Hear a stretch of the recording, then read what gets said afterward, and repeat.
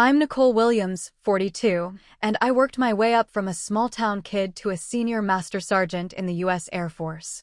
For years, I bent over backwards for my husband, kids, and extended family, switching shifts, driving hours, even burning leave days to be there for their milestones.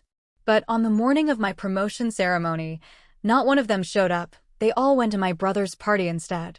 That was the moment I decided things would never be the same. Have you ever been overlooked or betrayed by the very people you've always shown up for? If so, share your story in the comments. You're not alone. Before I dive in, let me know where you're watching from. And if you've ever had to stand your ground after being let down, hit like and subscribe for more true stories about boundaries, respect, and reclaiming your worth. What happened next might surprise you. I learned early that family meant showing up. My parents never missed a school play, never forgot a birthday, never let work keep them from what mattered. When my little brother scraped his knee, we all gathered around. When I made honor roll, the whole family celebrated. It wasn't complicated. You showed up for the people you loved, period. I carried that into my marriage with David and later with our kids, Emma and Jake. Even when I enlisted in the Air Force and duty called at odd hours, I found ways to make it work. I'd switch shifts with other airmen to attend Emma's soccer games. I'd drive 3 hours after a training exercise to make Jake's school concert. When David got passed over for a promotion at his accounting firm, I took extra shifts to help with the mortgage. When my brother Mark needed help moving across state lines, I used my leave days. The balance was never perfect, but I told myself that's how families worked. Someone had to be the reliable one, the glue that held everything together. I didn't mind being that person. Actually, I took pride in it. My commanding officers noticed my dedication, my ability to juggle military responsibilities with family commitments. My fellow airmen came to me for advice on managing deployments with kids at home. I had it figured out, or so I thought. Mark was always the charismatic one, the brother who could charm his way out of trouble and into opportunity. Where I was steady and methodical, he was spontaneous and magnetic. People gravitated toward him at family gatherings. He had big dreams and bigger stories, always on the verge of his next breakthrough. David admired that about him, said Mark had vision while I had discipline. It wasn't meant as a slight, but it stung a little. Over the years, I found myself covering for Mark more often than I'd planned. When he needed startup capital for various ventures, I'd contribute what I could from my military salary. When he needed someone to watch his dog for a weekend getaway, I'd rearrange my schedule. When he needed emotional support after his divorce, I'd listen for hours on the phone, offering advice and encouragement. David supported these gestures, said it was good to see siblings looking out for each other. My kids loved Uncle Mark. He was the fun one who brought expensive gifts and told wild stories about his adventures. He'd take them to concerts I couldn't afford, introduce them to his trendy friends, make them feel like they were part of something exciting. I was glad they had that relationship, even if it sometimes made my own role feel mundane by comparison. I was the one who helped with homework, enforced curfews, attended parent-teacher conferences. Mark was the one who made life feel like an adventure. The Air Force became my anchor in all this. My career progression was steady, my performance reviews consistently excellent. I took pride in my service, in the respect I'd earned from my peers and superiors. The military valued competence and reliability, qualities I'd always possessed, but that sometimes went unnoticed at home. When I got word about my promotion to senior master sergeant, it felt like validation of 15 years of hard work and sacrifice. The ceremony was scheduled for a Friday morning in late spring. It wasn't a massive affair, but it meant everything to me. The base chapel would be filled with fellow airmen, commanding officers, and families. I'd imagined David sitting in the front row, maybe looking a little emotional as they pinned the new stripes on my uniform. Emma and Jake would see their mother recognized for her service, understand that their sacrifices, all those evenings I worked late, all those weekends I was at training, had led to something meaningful. I sent the details to everyone 6 weeks in advance. I marked it on the family calendar in red ink. I mentioned it at Sunday dinners, during phone calls, in text messages. David said he'd already requested the day off work. Emma promised to skip her morning classes. Jake said he'd driven his friends to see his mom get promoted. Mark said he wouldn't miss it for the world. But life has a way of testing the things we take for granted. 3 weeks before my ceremony, Mark announced his plans for a grand opening party for his latest venture, a craft cocktail lounge in the downtown arts district. He'd been working on it for months, he said, pouring his heart and savings into creating something special. The opening was scheduled for the same weekend as my promotion, Saturday night. "It's perfect timing," he said during a family barbecue. "Everyone can come to Nicole's thing Friday morning, then we'll have the whole weekend to celebrate my new place." I felt a slight chill, though I couldn't articulate why. It was perfectly reasonable. There was no conflict. We could do both. But over the following weeks, I noticed the family's energy shifting. Conversations that used to center on my upcoming ceremony now revolved around Mark's party. David spent evenings helping Mark design promotional materials. Emma and Jake talked excitedly about meeting Mark's business partners, about how cool the lounge was going to be. When I brought up my promotion, the responses became perfunctory, distracted. "That's great, Mom," Jake would say, already turning back to his phone. "We'll all be there," David would assure me, but his attention was clearly elsewhere. Mark's party grew from a simple opening into a major event. He hired a DJ, arranged for food trucks, invited local influencers and business leaders. The family threw themselves into helping with preparations. Even my parents drove down from Michigan to assist with setup. I found myself oddly on the periphery of all this activity, watching my family rally around Mark's dream while mine felt increasingly forgotten. 2 weeks before my ceremony, I asked David directly if he'd arranged for time off work. "Of course," he said, "though I might need to duck out early to help Mark with some last-minute details for Saturday." I felt that chill again, stronger this time.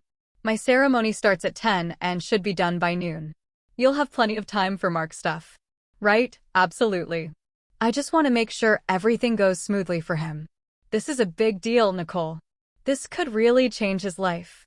I wanted to point out that my promotion was also a big deal, that it had already changed my life in ways both large and small. But something held me back. Maybe I was being sensitive. Maybe I was overthinking things. Maybe 15 years of putting family first had earned me the right to expect they'd show up for one morning when it mattered most to me. A few months before my promotion ceremony, I started noticing small but telling changes in how my family responded to me. The shift was subtle at first, like a radio station gradually losing signal. David, who used to ask detailed questions about my work, began offering distracted nods when I talked about training exercises or upcoming evaluations. Emma and Jake, once eager to hear stories from the base, seemed more interested in their phones when I got home from duty. At first, I attributed it to normal life rhythms.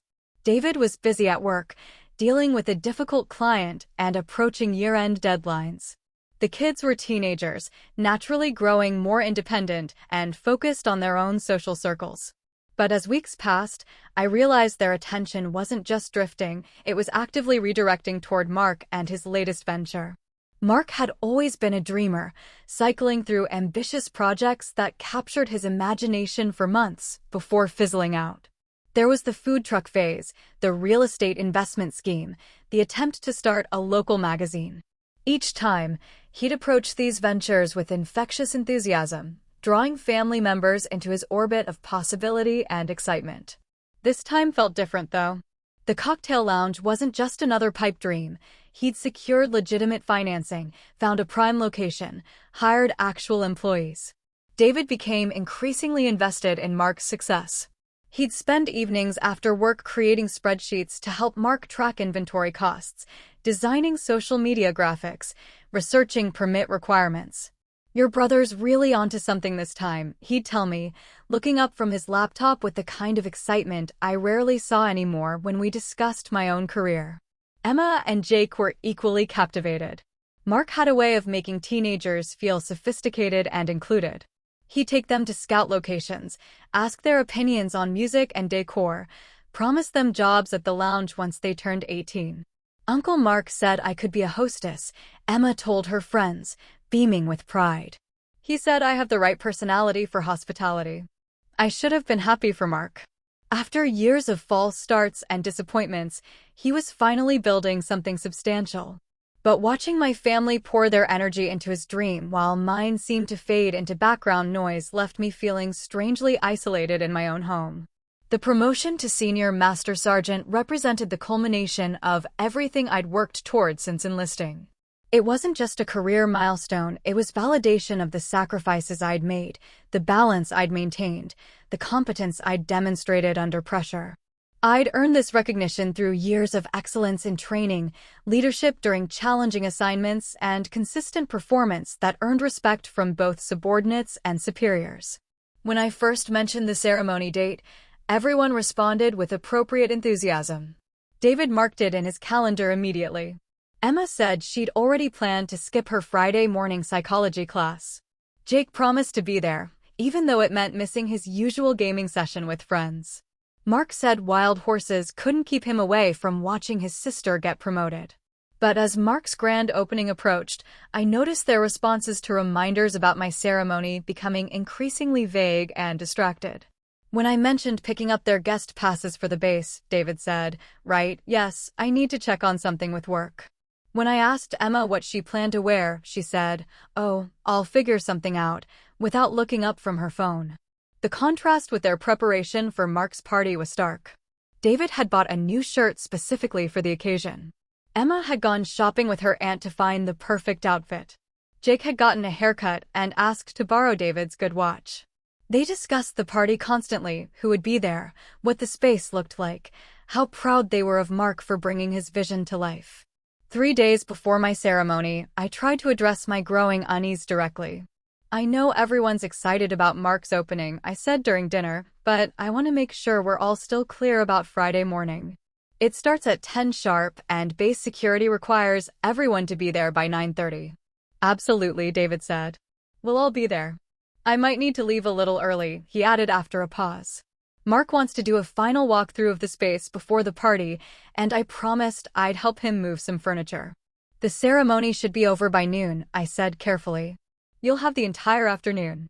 Right, but you know how these things run long sometimes. And Mark's really nervous about everything being perfect." I felt something shift inside me, a recognition I didn't want to acknowledge. "Mark's party is Saturday night, David. My ceremony is Friday morning. There's no conflict." "Of course not. I'm just saying I want to be available for him if he needs help with last-minute details." Emma chimed in.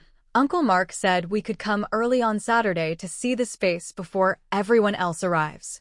He's going to give us a private tour." "That sounds nice," I managed. "As long as it doesn't interfere with Friday." But even as I said the words, I had a sinking feeling that Friday morning was already becoming secondary to Saturday night in their minds. The signs were there, the distracted responses, the qualified commitments, the way conversations about my ceremony were quickly redirected to discussions of Mark's party. 2 nights before the ceremony, I couldn't sleep. I lay in bed next to David, listening to him breathe, trying to convince myself I was overreacting.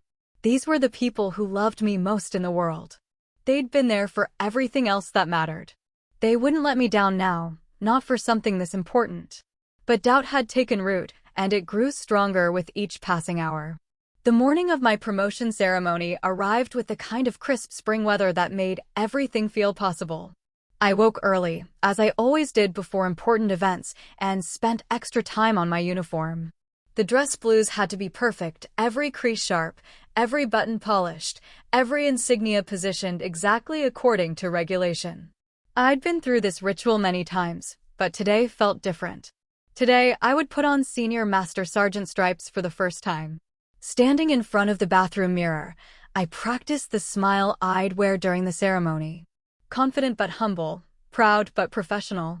I thought about the moment they'd call my name, the feeling of having new rank insignia pinned to my uniform, the photographs afterward with my family gathered around me. This was what I'd worked toward for 15 years, not just the promotion itself, but the recognition it represented, the validation that my service mattered. David was still sleeping when I finished getting ready. I'd planned to wake him by 7:30, giving him plenty of time to shower and dress before we needed to leave for the base. Emma and Jake could sleep a little longer, Teenagers needed more rest, and the ceremony wasn't until 10. At 7:30, I gently shook David's shoulder. "Time to get up," I said softly. "Big day today."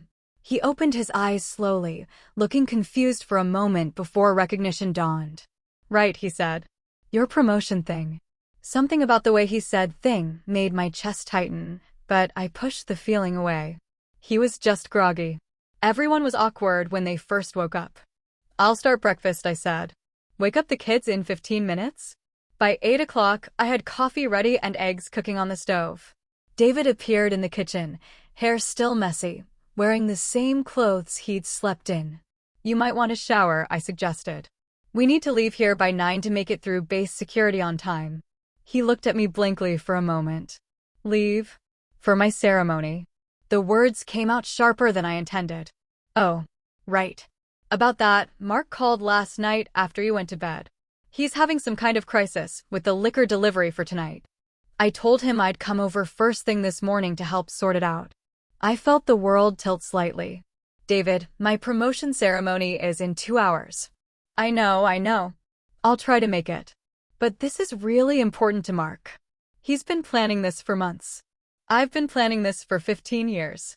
The words hung in the air between us. David looked uncomfortable but not apologetic. "Look, can't someone else from your unit record it or something? I promise I'll watch it later." I stared at my husband, this man I'd been married to for 18 years, and felt something fundamental crack inside me. "You're not coming." It wasn't a question. "I'll try," he said again, but we both knew what that meant.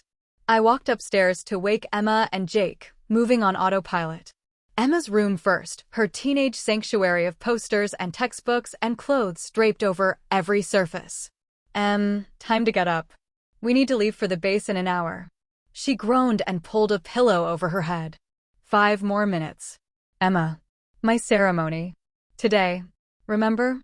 She peeked out from under the pillow. "Oh, Mom, I'm really tired. And I have that study group later for my psych exam. Can I skip this one?" "I'll make it up to you, I promise." The crack inside me widened. This is my promotion ceremony. We talked about this weeks ago. I know, and I'm really proud of you. But Uncle Mark wants us all to help with setup this afternoon, and I promised I'd be there. I stood in her doorway, still in my perfect dress blues, and felt the last piece of my certainty crumble. "Fine." Jake's response was more direct. "Sorry, Mom. Already made plans with Uncle Mark. This is kind of a big deal for him." I found myself standing alone in the hallway of my own house, wearing my dress uniform, preparing to receive one of the most significant honors of my career, with no one to witness it except strangers and colleagues. The drive to the base passed in a blur. I called my parents, thinking maybe they could make the 4-hour drive, but they were already committed to helping Mark with party preparations. My sister lived across the country. My few close friends were either deployed or stationed elsewhere. I would walk across that stage alone, accept my promotion alone, celebrate this moment alone.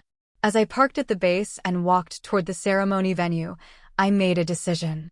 I would not let their absence diminish this achievement. I had earned this recognition through my own hard work and dedication. The ceremony would proceed, with or without my family's support. But as I took my place among the other promotes, scanning the small crowd of attendees one last time for a familiar face that wasn't there, I felt something inside me permanently shift. The family I'd spent 18 years prioritizing had chosen to prioritize someone else on the one day I'd asked them to prioritize me. The ceremony began, and I straightened my shoulders, lifted my chin, and smiled for the cameras. But inside, I was already planning what would come next. The ceremony itself was everything I'd imagined and nothing like I'd hoped. When they called my name, I walked across the small stage with my head high, accepting congratulations from my commanding officer and feeling the weight of new stripes being pinned to my uniform. My fellow airmen applauded enthusiastically. Colleagues I'd served with for years beamed with genuine pride. The base photographer captured the moment with professional precision.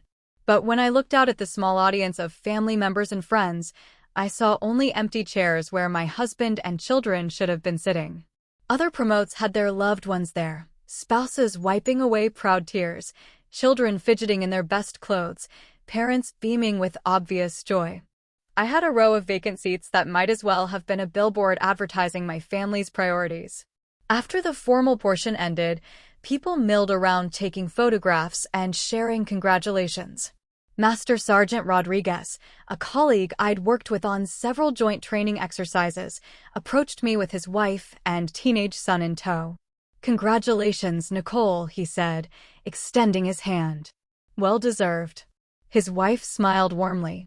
"We're so proud of you. Carlos talks about your leadership all the time." Their son, probably Jake's age, looked slightly bored but polite.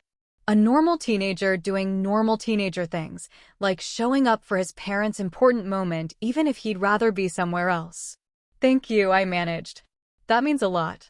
Where's your family?" Mrs. Rodriguez asked, glancing around. Carlos said they'd definitely be here. The question hit like a physical blow. I'd been dreading it, knowing someone would ask, knowing I'd have to explain or deflect or find some way to save face while the humiliation burned in my chest. "They couldn't make it," I said simply. "Prior commitment." The Rodriguez family exchanged a quick look, the kind of glance that passes between people who recognize social awkwardness, but are too polite to probe further. "Well, we're here celebrating you," Mrs. Rodriguez said firmly. "This is a big achievement." I posed for photos with colleagues, accepted handshakes from officers I'd served under, made small talk about new responsibilities and future assignments. Everyone was gracious and professional. Several people mentioned what a milestone this promotion represented, how proud my family must be, how much this recognition meant for my career trajectory. Each comment was a small knife twist, highlighting the absence that seemed to grow larger with every passing minute. Lieutenant Colonel Hayes, my squadron commander, pulled me aside as the crowd began to thin. "Outstanding work, Sergeant Williams," she said. "You've earned this promotion through consistent excellence and strong leadership. I know your family must be incredibly proud." I nodded, unable to trust my voice for a moment. Colonel Hayes had daughters of her own, teenagers who sometimes complained about military life, but who always showed up when their mother needed them to. She understood the balance required to succeed in the Air Force while maintaining a family. "They are," I said finally, the lie sitting heavy in my mouth. By 11:30, most people had filtered out to return to their duties or weekend plans. I walked slowly to my car, still in full dress uniform, carrying a small bouquet someone had given me and a certificate of promotion that felt simultaneously meaningful and hollow. Sitting in the driver's seat, I pulled out my phone to check messages, hoping against logic that maybe David had texted to explain, that maybe the kids had sent congratulations, that maybe someone in my family had remembered what today meant to me. Instead, I found 3 messages from Mark asking if David was on his way to help with liquor delivery, 2 from Emma about what time to arrive for party setup, and 1 from Jake asking if he could borrow my car later to get to Mark's opening. Nothing about my promotion. Nothing acknowledging what I'd just accomplished. Nothing recognizing that this morning had been important to me. I scrolled through social media and saw photos from Mark's party preparations. David carrying boxes into the lounge, looking cheerful and engaged. Emma and Jake arranging decorations, laughing at something Mark was saying. My parents unpacking catering supplies with big smiles. My entire family working together to support Mark's dream while I sat alone in a base parking lot, still wearing the uniform that represented 15 years of service they couldn't be bothered to witness being honored. The contrast was devastating. Not just the absence of their physical presence, but the enthusiasm they showed for Mark's endeavor compared to the perfunctory acknowledgement of mine.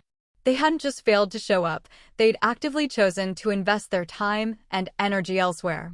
I started the car and drove home, still wearing my dress blues, thinking about the conversation I knew was coming. Because this wouldn't slide by unaddressed. This wouldn't be something I swallowed and moved past for the sake of family harmony. For the first time in our marriage, David was going to have to explain himself. And for the first time in my adult life, I was going to stop putting everyone else's needs before my own. The house was empty when I arrived, which somehow made everything worse.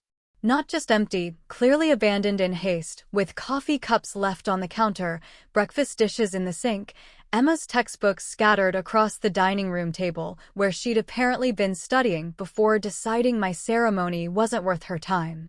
I walked through the room slowly, still in my dress uniform, seeing my home with different eyes. The family photos on the mantel told the story of 18 years together: vacations, holidays, graduations, celebrations. In most of them, I was present but somehow peripheral, the reliable one behind the camera or standing slightly apart from the central action. When had I become so easy to overlook? I changed out of my uniform carefully, hanging it in the closet with the same precision I'd used getting dressed that morning. The new stripes caught the light differently than the old ones had. I'd worked for these stripes through deployments and training exercises, through performance evaluations and leadership challenges, through the delicate balance of military duty and family responsibility. They represented something I'd earned entirely on my own merit. But wearing them felt hollow when there was no one to share the achievement with. By 2 o'clock, I still hadn't heard from anyone. I made myself a sandwich, ate it standing at the kitchen counter, and tried to decide what came next. I could drive to Mark's lounge, show up in civilian clothes, pretend nothing had happened, slip back into my role as the supportive sister and accommodating wife. I could let this pass like I'd let so many other small disappointments pass over the years. Or I could acknowledge that something fundamental had changed this morning, something that couldn't be unchanged by pretending it hadn't happened. My phone buzzed with a text from David. "How did the ceremony go?" "Sorry we couldn't make it. Mark's crisis ended up being bigger than expected. Save us some cake." I stared at the message for a long time. Save us some cake. As if my promotion ceremony was a birthday party, a casual event they'd missed due to scheduling conflicts. As if 15 years of military service culminating in recognition for leadership and excellence was equivalent to a neighborhood barbecue. I typed and deleted several responses. Explanations of why his absence had hurt. Accusations about misplaced priorities. Questions about what had happened to the man who used to care about my achievements. Instead, I wrote, "No cake."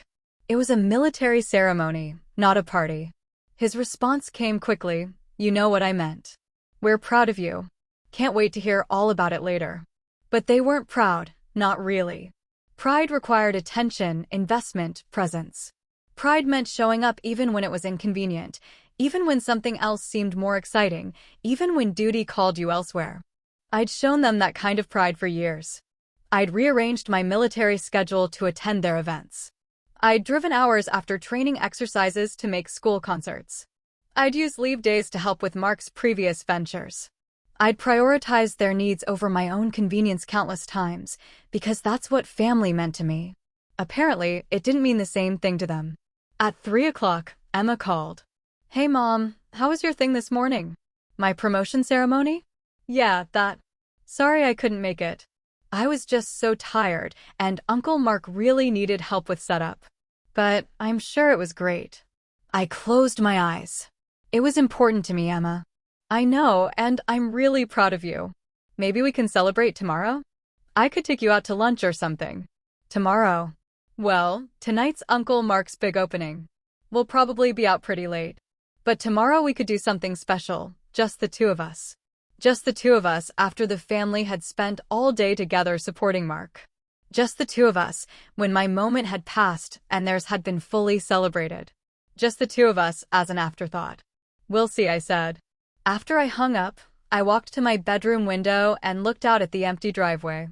In a few hours, David and the kids would come home, excited and energized from Mark's opening, full of stories about the party and the people and the success of the evening. They'd expect me to be interested, to share their enthusiasm, to celebrate Mark's achievement as enthusiastically as they had. And maybe, if I was lucky, someone would remember to ask how my ceremony had gone. That's when I realized I wasn't angry, not exactly. Anger would have been easier to manage, more familiar to navigate. Instead, I felt something colder and more permanent settling into place. A clarity I'd been avoiding for months, maybe years. They'd shown me who they were today. More importantly, they'd shown me who I was to them. Now I had to decide what to do with that information. The house stayed empty until almost midnight. I spent the evening reading, not military manuals or technical documents, but a novel I'd been meaning to get to for months. I made myself dinner, something I actually wanted to eat instead of something quick and convenient for the family. I took a long bath. I went to bed at my preferred time without waiting for anyone else's schedule. It was the most peaceful evening I'd had at home in years. When I heard the front door open, followed by excited voices and laughter carrying up the stairs, I pretended to be asleep. I listened to them recount the evening's highlights, how many people had come, how impressed everyone was with Mark's vision, how the local newspaper had interviewed him, how several investors had expressed interest in his next venture. "Mom's going to be so sorry she missed it," Emma said. It was incredible. She would have loved meeting Mark's business partners, David added. Really impressive people. Jake chimed in.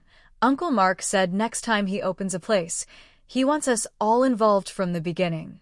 They talked for another 30 minutes, their enthusiasm evident even through the bedroom door. Finally, David came upstairs, moving quietly to avoid waking me. He slipped into bed, and I felt him settle beside me with a contented sigh. "Great night," he whispered, apparently thinking I might be listening. Mark's really done something special. I kept my breathing steady, my body still. But inside, something had crystallized into perfect, cold clarity. Tomorrow, things would be different.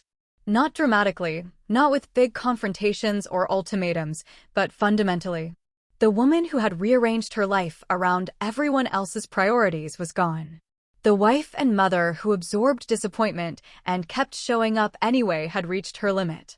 I'd spent 15 years learning to be an effective leader in the Air Force. Now it was time to apply those skills to my personal life.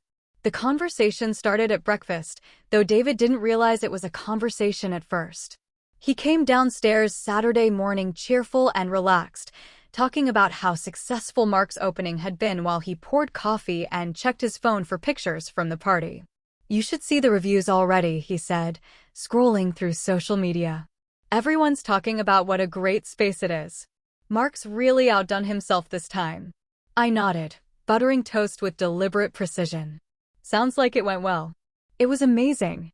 I wish you could have been there. Next time, maybe." He said it casually, as if my absence had been a minor scheduling conflict rather than a conscious choice to prioritize something else over my career milestone. "There won't be a next time," I said. David looked up from his phone. "What do you mean?" "I mean, I won't be available for Mark's future events. I'll be busy." "Busy with what?" I met his eyes directly. "With people who show up for me."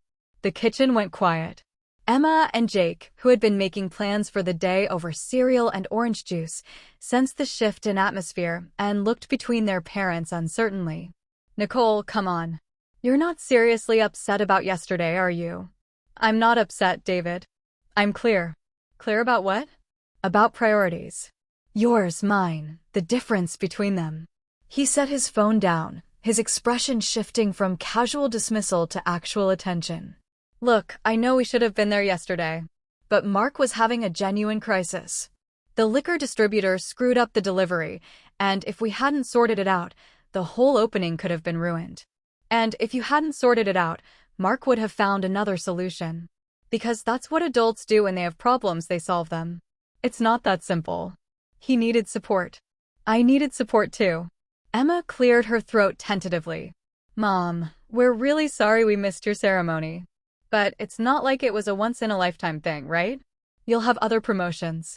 I looked at my daughter, this young woman I'd raised to be thoughtful and considerate, who somehow couldn't understand why her mother might need her family present for one of the most significant moments of her career. "Maybe I will have other promotions, Emma. But you won't be invited to them." "What's that supposed to mean?" "It means I'm not going to keep asking people to show up for me who have demonstrated they won't." Jake jumped in, clearly uncomfortable with the tension. "Mom, you're making this into a bigger deal than it needs to be. We said we're sorry." "Sorry for what exactly?" He looked confused. "For missing your thing? My promotion ceremony." "Say the words, Jake." "Fine. For missing your promotion ceremony." "And why did you miss it?" "Because Uncle Mark needed help." "And what does that tell you about your priorities?" The question hung in the air. I could see them processing it, realizing for perhaps the first time that their choices revealed something about their values, about how they ranked the important people in their lives. David tried to regain control of the conversation. Nicole, you're being unreasonable. Family means helping each other. Mark needed us yesterday. Family means showing up for each other. I needed you yesterday. It was just bad timing. No, David. It was a choice. Mark announced his party 3 weeks after I told everyone about my ceremony. You chose to prioritize his event over mine. That's not let me finish. My voice stayed calm, but something in my tone made him stop talking. For 15 years, I've rearranged my military schedule to accommodate this family's needs. I've used leave days for your emergencies, switched duty assignments for the kids' events, adjusted my career timeline to support everyone else's goals. They were all listening now, really listening. Yesterday was the first time I asked you to prioritize one of my achievements. Not asked you to sacrifice anything significant, not asked you to choose between competing loyalties. Asked you to spend 2 hours witnessing something I'd worked toward for 15 years. Mom, Emma started. And you chose not to. All of you. You chose to help Mark move furniture instead of watching your wife and mother receive recognition for military service. You made a choice, and that choice told me exactly where I rank in your priorities. David's face was reddening. You're being ridiculous. Of course you're a priority. But Mark's my brother-in-law, and he was in crisis. What kind of family would we be if we didn't help him? The kind of family that shows up for each other's most important moments. It was just one ceremony. Exactly. Just one. And you couldn't do it. I stood up from the breakfast table, carrying my dishes to the sink. So now you know where things stand. When Mark needs help in the future, I'll be unavailable. When any of you have events that conflict with my commitments, I'll make the choice that serves my priorities. You can't be serious, Emma said. You're going to punish us forever because we missed one thing? I'm not punishing anyone. I'm adjusting my expectations to match reality. I turned to face them all, these 3 people I'd centered my life around for 18 years. You've shown me that my achievements aren't worth your time unless they're convenient. That my career doesn't deserve the same respect you show Mark's hobbies. That I'm the person you call when you need something, not the person you support when I need something. That's not true, David said, but his protest sounded weak even to him. Prove it, I said simply. Show up next time. But understand that there might not be a next time if you don't. I walked out of the kitchen, leaving them to process what had just happened.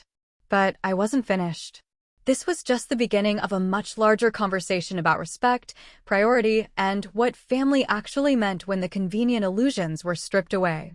The weekend passed in uncomfortable silence, punctuated by half-hearted attempts at normal conversation. David tried to act as if our breakfast discussion had been an emotional overreaction that would blow over with time. Emma and Jake seemed confused by the sudden shift in household dynamics, unsure how to navigate a version of their mother they'd never encountered before. I spent Saturday afternoon at the base, catching up on administrative work and enjoying the company of colleagues who respected my achievements. When I returned home that evening, the family was watching television together, but the usual easy camaraderie felt strained and artificial. Over the following weeks, I implemented my new approach quietly but consistently. When David asked if I could switch a duty weekend to attend his company's annual picnic, I declined politely. When Emma needed a ride to a friend's party that conflicted with a military family event I wanted to attend, I suggested she find alternative transportation. When Jake asked me to help him with a school project the night before it was due, something I'd always done in the past, dropping my own plans to rescue him from poor planning, I told him he'd have to manage it himself. The changes weren't dramatic or vindictive. I simply stopped being automatically available for their convenience, while they remained unavailable for my priorities. The real test came 3 weeks later when Mark called with another crisis. His business partner had backed out of their next venture, and he needed emotional support and practical advice about moving forward alone. In the past, I would have dropped everything to help him process the disappointment, maybe even offered financial assistance or connections that might help salvage the situation. Instead, I listened politely for 10 minutes, offered brief encouragement, and explained that I had other commitments that evening. But Nicole, I really need to talk through this with someone who understands business challenges, he said. David has an MBA, I replied. And Emma's studying psychology. I'm sure they can provide good perspective. After I hung up, David stared at me with something approaching disbelief. Mark needed you, he said. Mark will figure it out. Adults usually do. When did you become so cold? When I realized being warm and accommodating was a one-way street. That night, David and the kids spent hours on the phone with Mark, offering the support I'd provided for years. I went to bed early, read a book I'd been enjoying, and slept better than I had in months. The shift wasn't just about availability, it was about energy and attention. I'd been scattering myself across everyone else's needs for so long that I'd forgotten what it felt like to focus on my own goals with full intensity. My squadron commander began assigning me to more challenging projects, recognizing leadership qualities that flourished when I wasn't constantly distracted by family drama. I started saying yes to professional development opportunities I'd previously declined due to family obligations. I joined a military leadership development program that met on weekends. I accepted an invitation to speak at a conference about women in military leadership. I applied for advanced training that would enhance my qualifications for future promotions. For the first time in years, my military career had my complete attention, and the results showed. My performance evaluations reflected a level of engagement and excellence that impressed even seasoned officers who'd watched my steady progression over the years. The family noticed the change, though they struggled to articulate what felt different. I was still present for important events, genuinely important events, not manufactured crises or last-minute requests. I still contributed to household responsibilities and family decisions. But the automatic deference, the reflexive accommodation, the assumption that their needs superseded mine, that had disappeared entirely. 6 weeks after my promotion ceremony, Emma had a genuinely significant event, her acceptance to a competitive summer internship program that could influence her graduate school applications. She'd worked hard for this opportunity, and when she asked if I'd come to the acceptance ceremony and reception, I said yes immediately. But when the ceremony conflicted with one of Mark's networking events, and David suggested we split our time between both, I was clear about my position. I'll be at Emma's ceremony for the entire event, I said. If you want to leave early for Mark's thing, that's your choice. Emma looked between us uncertainly. Mom, you don't have to stay for the whole reception. The important part is just the acceptance announcement. The whole event is important to me because it's important to you, I said. I want to meet your program directors, hear about your summer plans, celebrate this achievement properly. It was a small moment, but David and the kids recognized something fundamental in it. I was showing Emma the kind of complete presence I'd always wanted for my own achievements, presence that wasn't partial, wasn't distracted by competing priorities, wasn't qualified by other obligations. The contrast with how they'd handled my promotion ceremony was unmistakable. That night, after Emma's reception, which David did attend fully, to his credit, she came to my room before bed. Thanks for being there today, Mom. Really being there. Of course. It was important. She sat on the edge of my bed, fidgeting with the program from the ceremony. I've been thinking about what happened with your promotion thing. I mean, ceremony. I waited. I think I understand better now. About showing up. About what it means when someone doesn't. What do you think it means? That you're not their priority, even if they say you are. I nodded. Actions reveal priorities better than words. I'm sorry I wasn't there for yours. I know you are. Is there a way to make that up to you? I considered the question carefully. Not by trying to redo something that's already happened, but by doing better next time. Will there be a next time? For you? Yes. Because you're thinking about this, asking these questions, trying to understand what went wrong. She smiled tentatively. And for Dad and Jake? That depends on them. Emma hugged me goodnight, and I realized that accountability, real accountability, not just apologies, was the bridge back to trust. She was willing to examine her own behavior, to acknowledge the impact of her choices, to commit to different choices in the future. It was more than David or Jake had offered, and it gave me hope that at least one member of my family understood what needed to change. 3 months after my promotion ceremony, I received news of another significant career opportunity: selection for a prestigious military leadership development program that would require temporary duty at the Pentagon. It was an honor that could accelerate my advancement and open doors to senior leadership positions I'd never imagined possible. The program required a 6-month commitment in Washington, D.C., with occasional weekend returns home.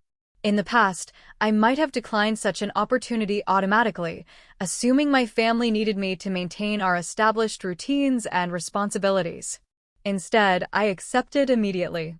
When I announced the news at dinner, the reactions were mixed but revealing. "That's incredible, Mom," Emma said, genuine excitement in her voice. "The Pentagon? That's like the top level of military leadership." Jake looked confused. "Wait, you'll be gone for 6 months?" "I'll be home most weekends," I said. "But yes, essentially." David set down his fork. "When does this start?" 6 weeks. 6 weeks? Nicole, that's not much notice. What about Emma's graduation? What about Jake's baseball season? What about the house, the schedules, everything? I looked at my husband calmly. What about my career? I'm not saying your career isn't important, but this affects the whole family. So did your decision to prioritize Mark's party over my promotion ceremony. But that didn't stop you. The conversation that followed was heated but necessary. David argued that my Pentagon assignment was different because it would disrupt everyone's lives, not just disappoint one person for a few hours.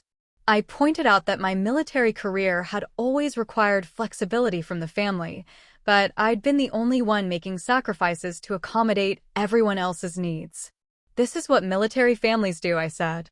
"We adjust to service requirements. The difference is that now you'll have to do some adjusting instead of just me." Jake was clearly panicked. "But who's going to drive me to practice? Who's going to help with my college applications? Who's going to handle the things I've always handled?" I finished. "Your father will figure it out. Or you will. People are remarkably capable when they have to be." "This feels like punishment," David said. "This feels like opportunity," I replied. "My opportunity, for once." Emma, who had been listening quietly, spoke up. "I think Mom should go." Everyone turned to look at her. This is huge for her career. And, honestly, we've all been pretty dependent on her managing everything for us. Maybe it's time we learn to manage things for ourselves. It was the first time anyone in the family had acknowledged the imbalance that had defined our household dynamics for years. Emma's support meant more to me than she probably realized. Over the following weeks, as I prepared for the Pentagon assignment, I watched my family grapple with the reality of functioning without my constant coordination and support. David had to learn the kids' schedules, arrange his own transportation to family events, coordinate household maintenance without my oversight. Jake discovered he was capable of managing his own academic responsibilities when failure wasn't cushioned by my last-minute interventions. Emma stepped up to help with household tasks she'd previously assumed I would handle automatically. The adjustment wasn't seamless, and there were plenty of complaints and requests for me to solve problems remotely that they could have solved themselves. But gradually, they began developing competencies they'd never needed while I was absorbing all the family management responsibilities. Mark noticed the change too. When he called seeking advice about his latest business setback, David had to tell him I was unavailable for lengthy consultation sessions. "What's gotten into Nicole?" Mark asked David during one of these conversations, loud enough for me to hear from the next room. "She's focusing on her own career for once," David replied, and I heard something in his tone, not quite resentment, but not quite pride either. More like bewildered acceptance. 2 weeks before I left for Washington, Emma had a breakthrough moment. She'd been struggling with a research paper and came to me for help, as she'd always done. But instead of sitting down to walk her through the problem, I asked her what specific aspect was challenging her. "I don't know how to structure my argument," she said. "What have you tried?" "Nothing yet. I was hoping you could help me figure it out." "I can point you toward resources, but you need to work through the structure yourself." She looked surprised, almost hurt. "You always help me with papers." "I always wrote parts of your papers," I corrected gently. "There's a difference. But I don't know how to do this alone." "Yes, you do. You just haven't had to prove it to yourself yet." 3 hours later, Emma came back with a detailed outline and a much clearer understanding of her own analytical capabilities. She was proud of the work in a way I'd never seen before, the pride that comes from genuine accomplishment rather than assisted success. "I actually figured it out," she said, almost amazed. "You always could. I just didn't let you." That night, she thanked me for not helping her. It was the first time anyone in my family had recognized that my constant availability might have been enabling their dependence rather than supporting their growth. My last week at home before leaving for the Pentagon was strangely peaceful. The crisis-driven urgency that had characterized our household for years had settled into a more sustainable rhythm. David had learned to plan ahead rather than relying on my ability to solve problems on short notice. The kids had developed organizational skills they'd never needed while I was managing their schedules. Even Mark seemed to understand that I was no longer available as an unpaid consultant for his ventures. He'd started seeking advice from business mentors and professional counselors instead of expecting family members to drop everything for his emotional and logistical needs.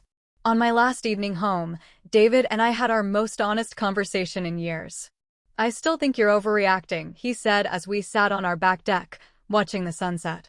"But I understand why you're angry." "I'm not angry anymore," I said. "Anger requires expecting different behavior from people. I don't expect that anymore." "That sounds worse than anger." I considered his observation. "It's more honest. And more peaceful. Do you think we can fix this? Our marriage, I mean." "That depends on whether you want to be married to the person I am now or the person I used to be." He was quiet for a long time. Finally, he asked, "What's the difference?" "The person I used to be would have turned down the Pentagon assignment to avoid inconveniencing the family.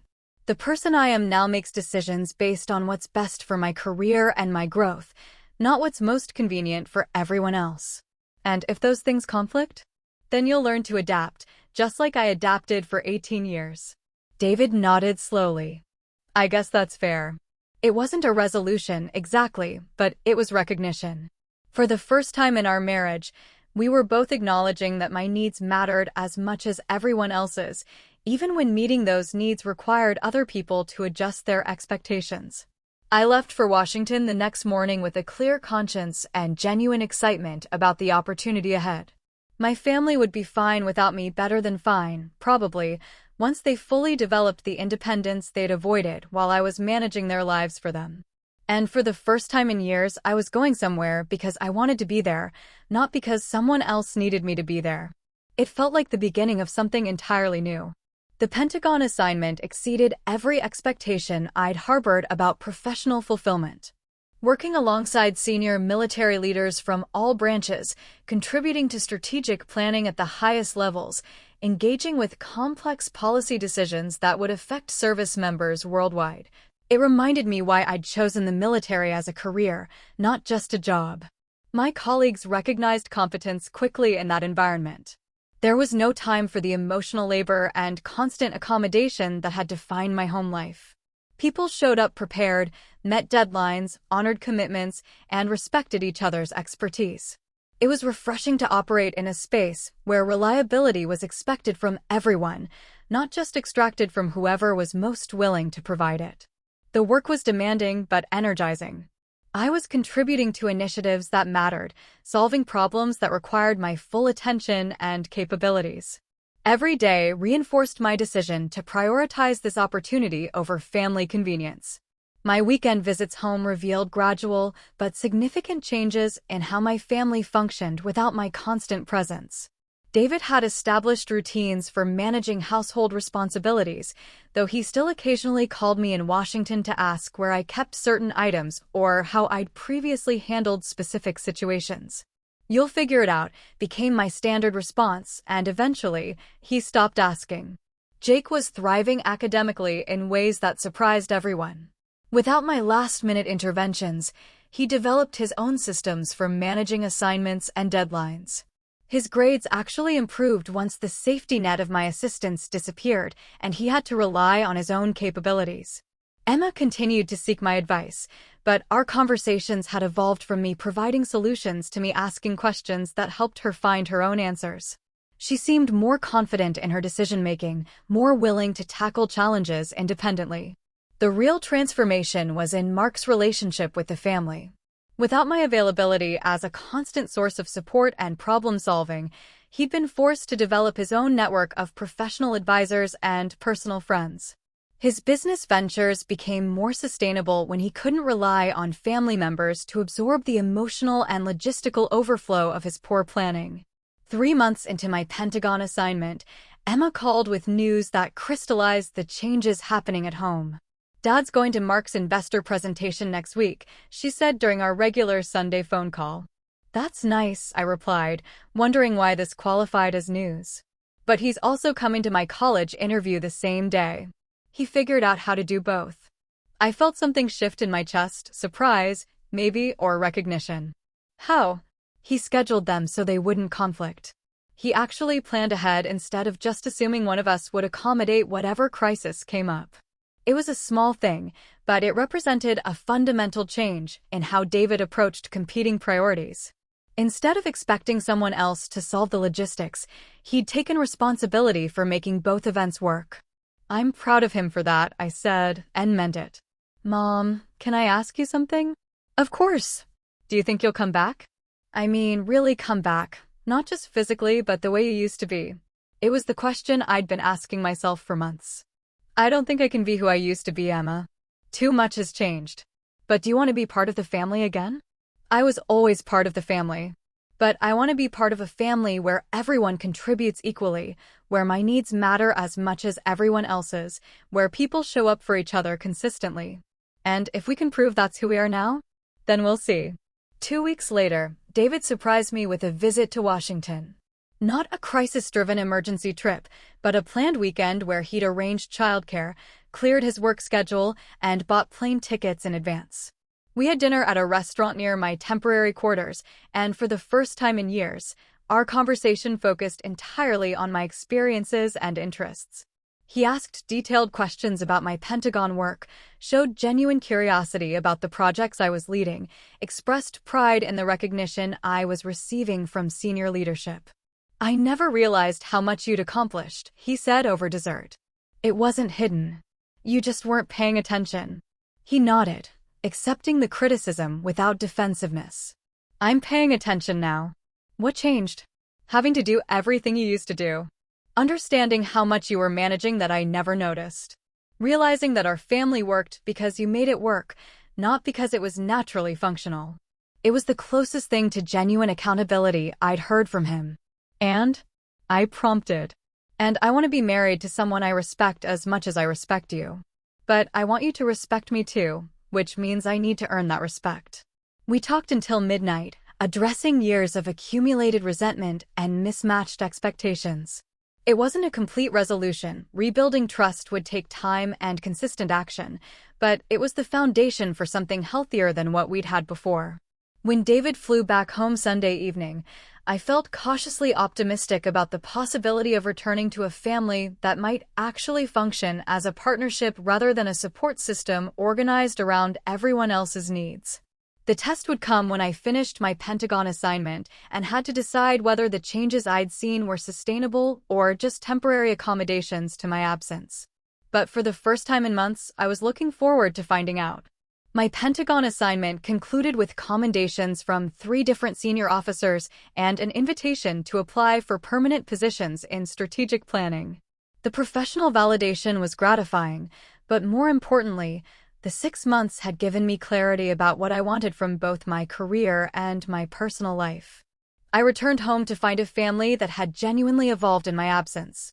David had not only maintained household routines, but had improved several systems I'd established, making them more efficient and equitable.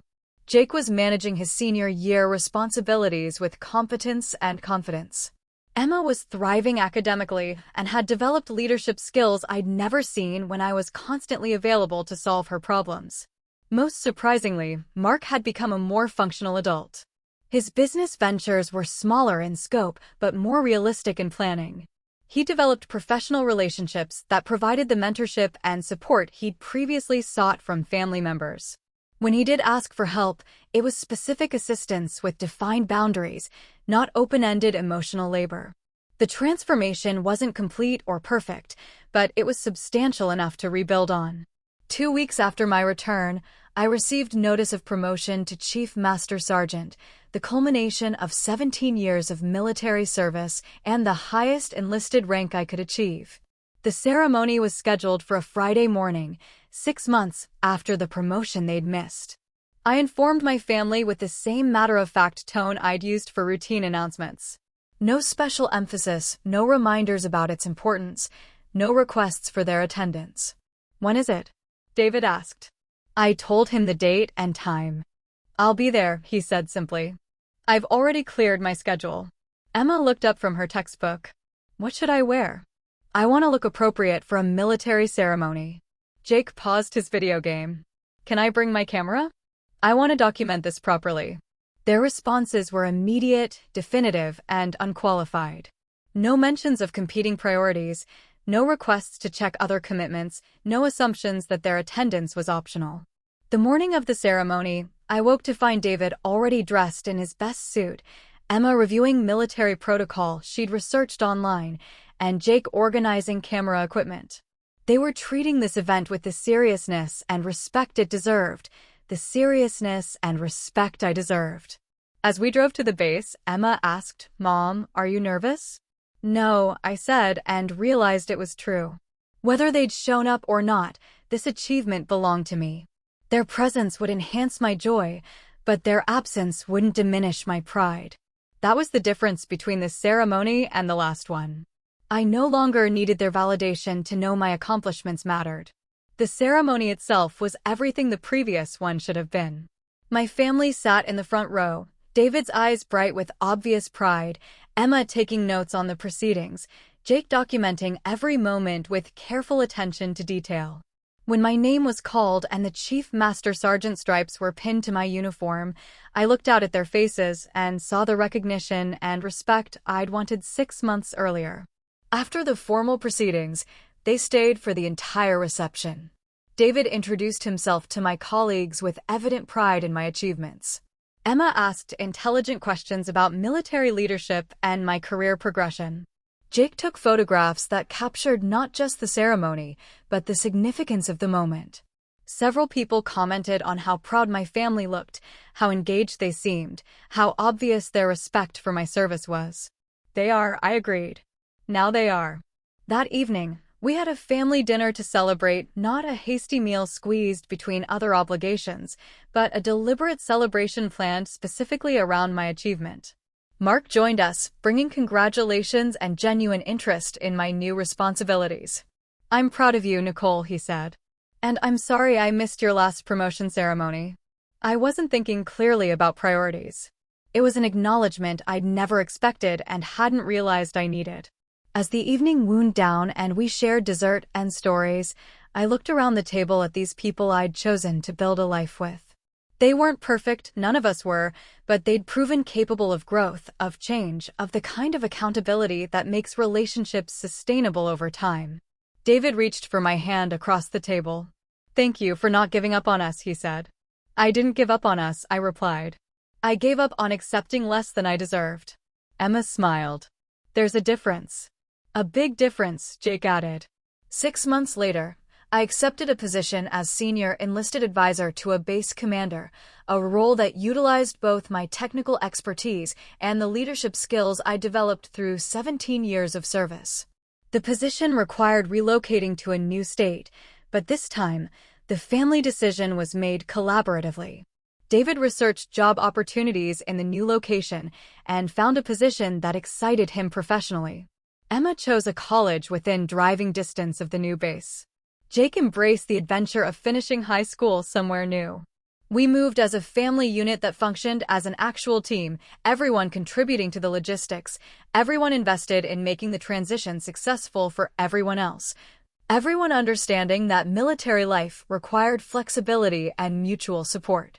The night before we left our old home, I walked through the empty rooms, remembering the person I'd been when we moved in 18 years earlier.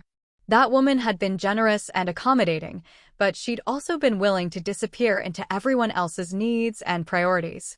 The woman leaving was generous too, but selectively so. She gave her energy and attention to people who valued and reciprocated those gifts. She showed up for people who showed up for her. She maintained boundaries that protected her ability to be fully present for what mattered most.